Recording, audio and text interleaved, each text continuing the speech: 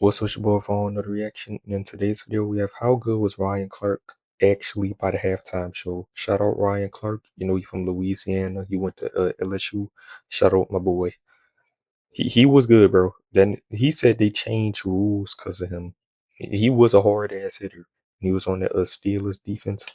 Before he became one of the most recognizable faces in sports media, Ryan Clark was a hard-hitting safety from the Bayou State who rose through the ranks from undrafted free agent to Super Bowl champion. Damn, man, the Steelers had a lot of undrafted free agents. Fucking James Harris and him. He might be beefing with Aaron Rodgers in 2024, but back in the day, Clark was handing out concussions like they were candy, even after surviving a publicized near-death experience, and all while going largely unrecognized for his efforts. Let's take a look back at his roller coaster career and try to discern just how good Ryan Clark actually was. Born and raised in one of the nation's hotbeds for talent at defensive back, Clark played his high school and college ball on the Bayou. The New Orleans native made the trek up the Mississippi to represent the LSU Tigers in 1997. He redshirted his first year. What school he went to? High school. That's Newman. I know Newman got them green. Born and raised that's Newman, right? in one of the nation's hotbeds. I think that's Newman. Let me see. Let's type in Ryan Clark High School.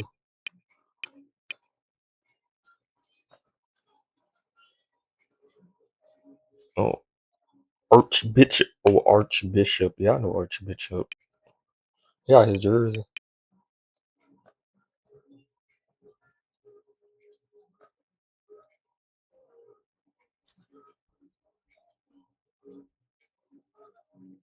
But they don't got that bitch.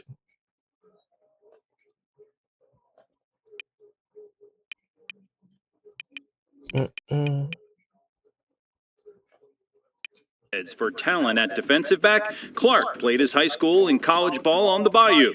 The New Orleans native made the trek up the Mississippi to represent the LSU Tigers in 1997. He redshirted his first year but emerged as a reliable special teamer and rotational defensive back the following season.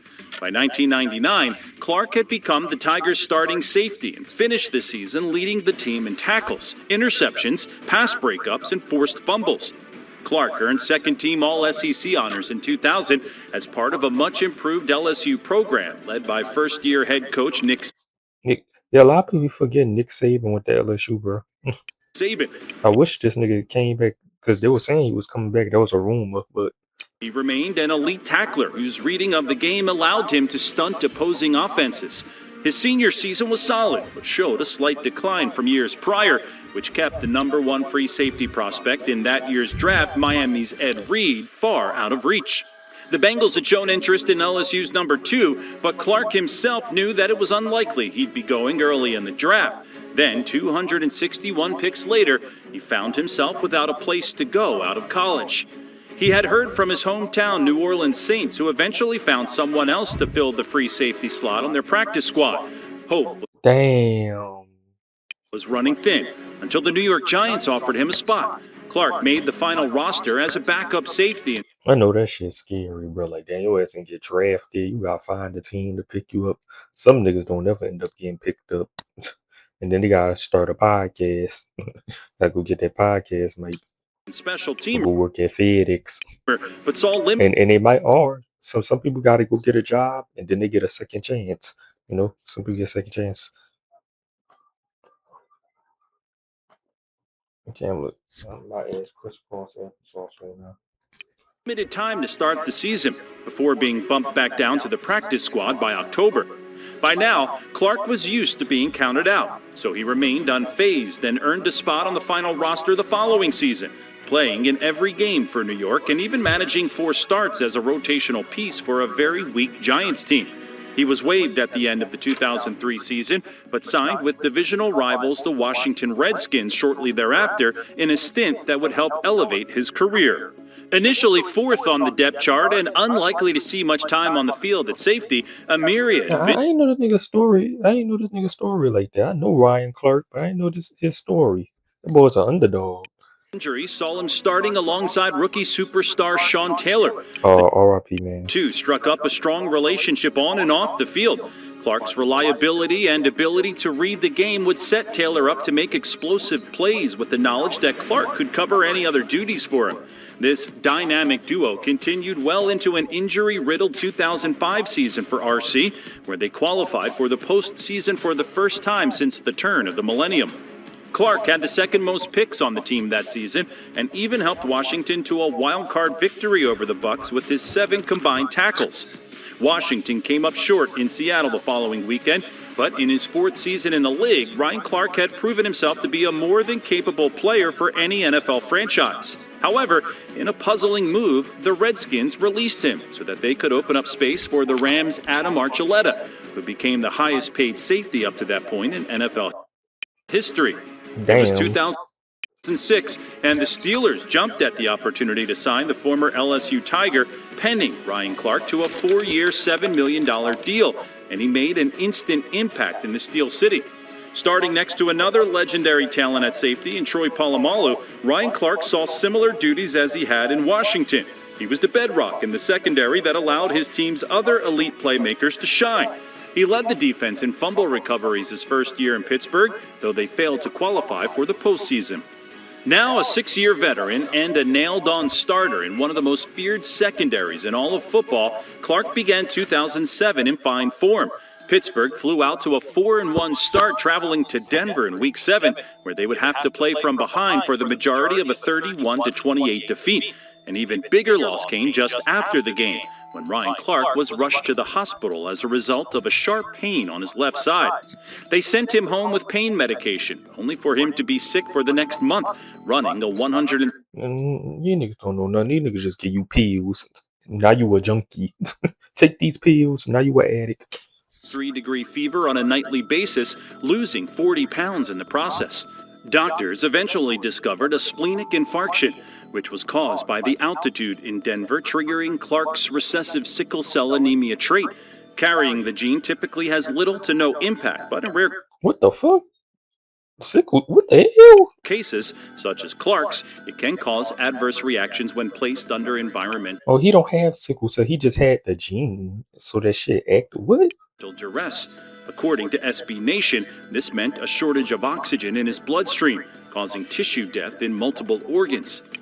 Damn. He eventually had his gallbladder removed as well, but miraculously was What? God damn, Ryan. Damn, nigga. told he could eventually make a full recovery and continue to play in the NFL. Ryan Clark returned to the gridiron for the 2008 season opener, logging 8 combined tackles to kick off a legendary year for Pittsburgh. His 88 combined tackles were 3rd best on a formidable Steelers defense, which was comfortably the best in the league, helping the black and yellow to a 12-4 record and the AFC 2 seed. Clark had a far from ideal postseason opener, failing to convert a fake punt while mustering just 2 tackles against the Chargers offense that put up 24 points at Heinz Field, only the 3rd team to do so all season. They met the Ravens for the AFC Championship, who they had beaten twice already, in an all-time classic that defines everything this rivalry stands for. Tough, physical defense epitomized by Ryan Clark sending Willis McGahee into the shadow realm deep in the 4th quarter.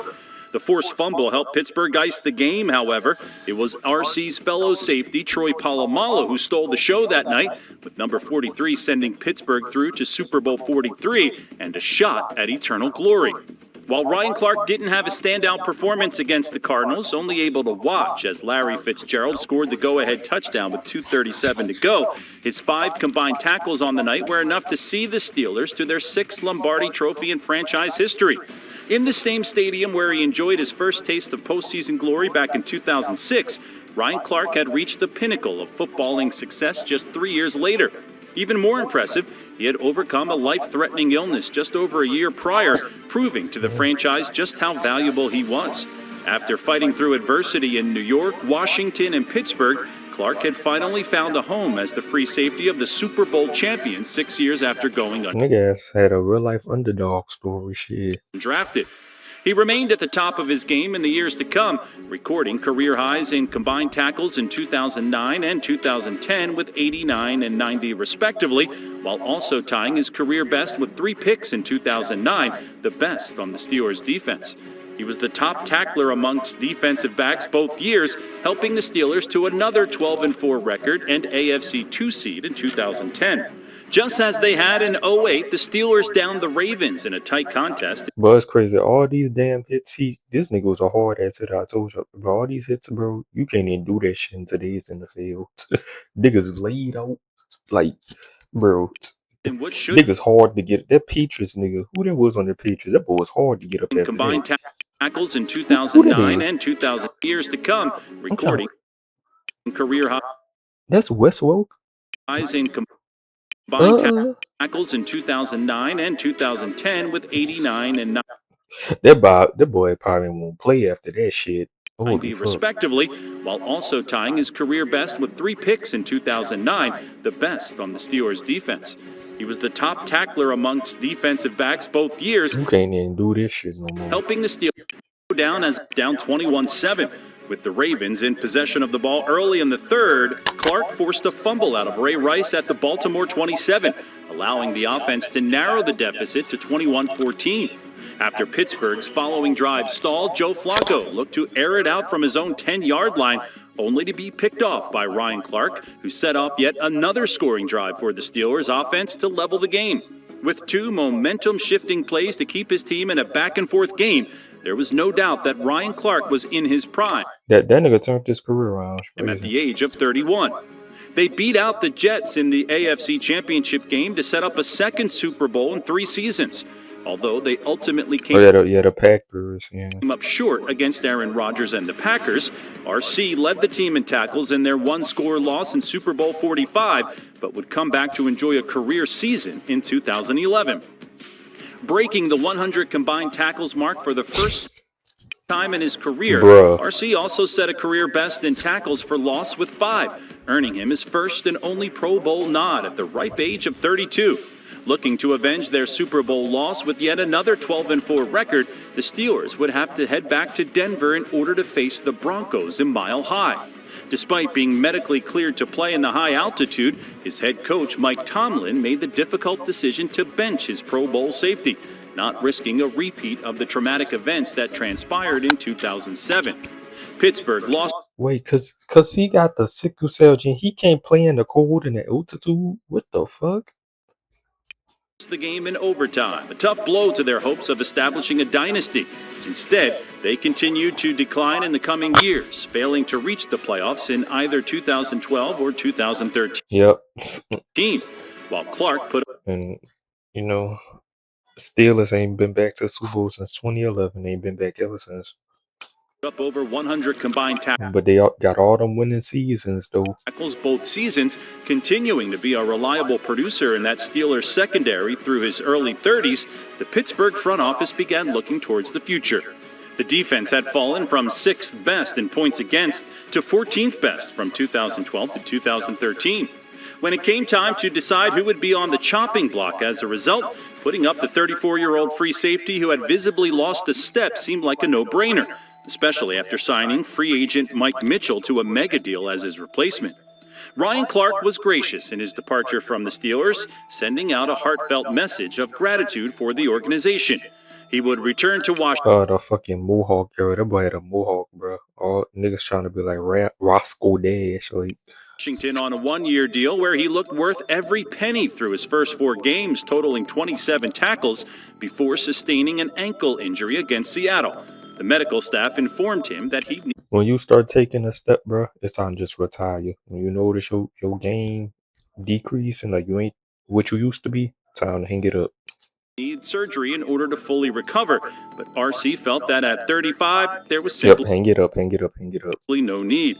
He played through the pain the rest of the year, finishing with the second most tackles and picks on a woeful that boy played through Washington team. However, the mammoth effort he put in just to be physically able to play on Sundays while nursing the ankle injury and allowing his 35-year-old body to recover in time simply outweighed his love of football. He announced his retirement at season's end, as a Steeler, of course, closing the door on a 13-year professional career. So now that we have all of the facts down, it's time to evaluate once and for all how good Ryan Clark actually was. Thankfully, he's already done it for us. In all seriousness, Ryan Clark had a criminally underrated career as he spent his Yeah. prime years setting the stage for big name stars to perform. Truth be told, there's no shame in playing second fiddle to an all time great like Troy Polamalu. While he won't go down as a Hall of Famer for his limited individual accolades and statistics, he was nonetheless a crucial part A solid player. Solid. of winning teams and knew how to push those around him to succeed. Going from undrafted to reaching 2 Super Bowls throughout a 13-year career is no small feat, demonstrating longevity and leadership that truly made Ryan Clark special as a player. The Ravens vs. Steelers games from that era were absolute carnage, with Send them up. Oh my gosh. I still love the Ravens versus Steelers rivalry still good to this day. You seen fucking Tyler Luke missed the kick and Steelers made it to the playoffs. Hall of What probably the best rivalry in football. Probably. It is. I ain't gonna lie, that's the best rivalry in football. Famer Ed Reed showing some love on RC's Pivot podcast. If the ball hawk is saying this about Ryan Clark's playing career, it tells you that his contemporaries in the NFL thought even more highly of him than most fans do today. But what do you think? Is Ed Reed right? Does Ryan Clark Myślę, że subscribe and all juices. RC was underrated.